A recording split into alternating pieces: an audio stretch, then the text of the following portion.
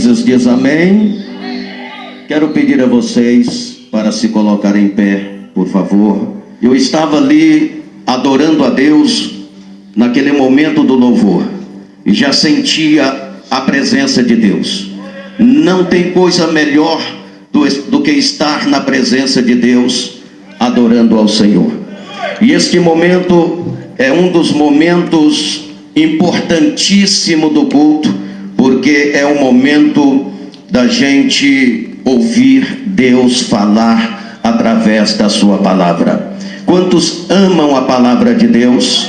Levanta a mão e dê um glória ao Senhor. Eu quero que vocês, sem perca de tempo, abra a palavra de Deus em Mateus, Evangelho de Jesus, escrito por Mateus, capítulo de número 14, versículo de número 13 a seguir. Evangelho de Jesus, escrito por Mateus, capítulo de número 14, versículo de número 13 a seguir. Assim diz a palavra do Senhor. E Jesus, ouvindo isso, retirou-se dali num barco para um lugar deserto, apartado, e sabendo-o o povo, seguiu-o a pé desde a cidade. E Jesus, saindo, viu uma grande multidão, e possuído de íntima compaixão para com ela, curou os seus enfermos. E sendo chegada a tarde, os seus discípulos aproximaram-se dele, dizendo: o lugar é deserto e a hora é já avançada. Despede a multidão, para que vão pelas aldeias e comprem comida para si. Jesus, porém, lhes disse: não é mister que vão, dá-lhe vós de comer. Então eles lhe disseram: não temos aqui senão 5 pães e 2 peixes. E ele disse: trazei-mo aqui.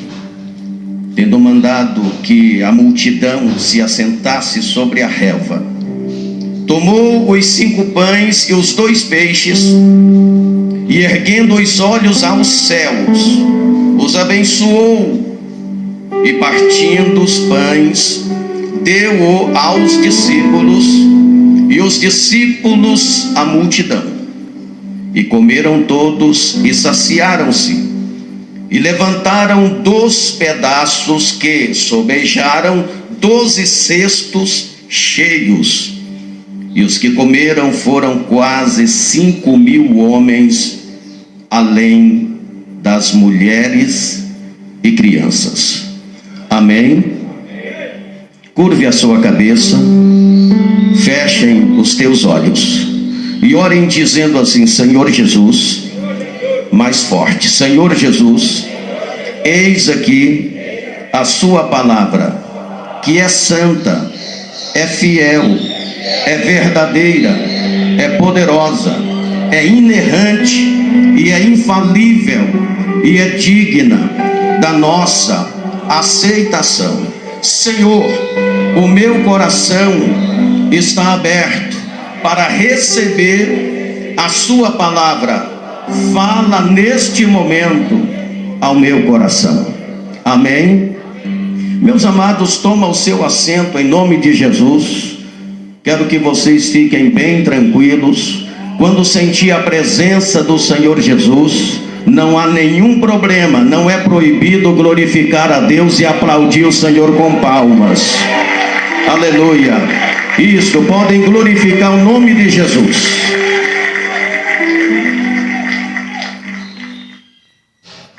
Meus amados, o texto sagrado que nós lemos da Santíssima Palavra de Deus é um texto bastante conhecido de todos nós. E o que eu vou falar aqui não é nada de novidade para vocês. O que eu vou falar são coisas que vocês já sabem, e eu só quero lembrar. A multiplicação dos pães e peixes é uma maravilhosa manifestação do caráter de Deus. Deus é amor, e esse amor se manifesta também por meio de sua generosidade. Esse milagre evidencia o cuidado de Deus por nós, mostra que podemos confiar e descansar no infalível cuidado de Deus. Eu tive orando a Deus para trazer esta mensagem para vocês, e o Senhor colocou no meu coração esta palavra, e ainda hoje eu orava quando eu chegava no hotel, eu meditava e orava ao Senhor. E confesso que eu ainda não havia pensado no tema desta mensagem, quando o Senhor trouxe no meu coração o tema desta mensagem: vencendo o desânimo. Diga isso comigo: vencendo o quê? Vamos observar que o texto sagrado começa da seguinte maneira: e Jesus ouvindo isso. Diga comigo: e Jesus ouvindo isso. Jesus recebe a notícia da morte de João Batista. João Batista havia morrido, havia matado João Batista, havia cortado o pescoço de João Batista, sua cabeça havia rolado, e todos nós sabemos por que, não é preciso nem lembrar. Jesus recebe a notícia da morte de João Batista. Jesus, mesmo sendo Senhor sobre tudo e todos, ele era também humano. Vale a pena lembrar que Jesus, quando ele palmilhou na terra da Palestina, ele era 100% homem e 100% Deus. Jesus, na sua humanidade, ele precisava, ao receber a notícia trágica da morte de seu grande amigo João Batista, ele precisava se afastar um pouco das multidões para um lugar deserto. A sua humanidade é expressada quando da sua retirada para um lugar deserto. O mestre precisava, em sua humanidade, estar em um lugar afastado das multidões. Quando Jesus andava exercendo o seu ministério público, ele sempre andava cercado de multidões, multidões que não o abandonavam. Mas agora, recebendo a trágica notícia da morte de João Batista, Jesus, ele então prefere sair para um lugar deserto, apartado, longe das multidões. Talvez Jesus queria refletir um pouco sobre os acontecimentos daqueles dias. Assim a Bíblia Sagrada diz que o Senhor Jesus, ele entra com os seus discípulos no barco e vai para aquele lugar deserto. Meus irmãos, eu quero fazer um parêntese aqui. Muitas vezes as circunstâncias da vida parecem atuar de forma semelhante na existência humana. Atingidos por problemas que não podemos controlar, somos muitas vezes impelidos ao caminho longo e difícil de um deserto existencial.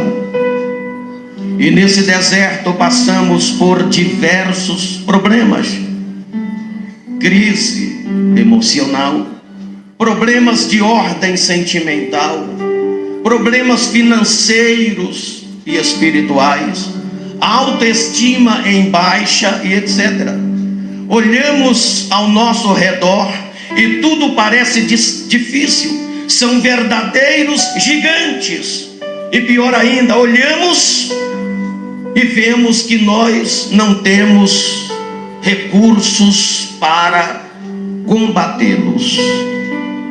Muitos desses problemas acabam tendo efeito negativo na parte financeira, na parte espiritual e física da nossa vida.